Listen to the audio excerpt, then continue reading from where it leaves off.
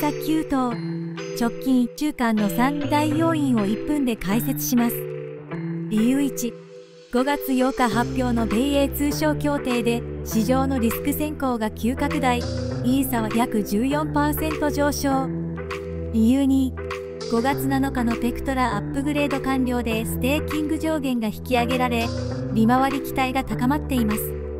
理由3、5月9日、約3000億円相当のイーサリアムオプションが償還され、ショートスクイーズが発生しました。以上、直近1週間の3大要因でした。詳しくは概要欄の本編で。高評価チャンネル登録よろしくお願いします。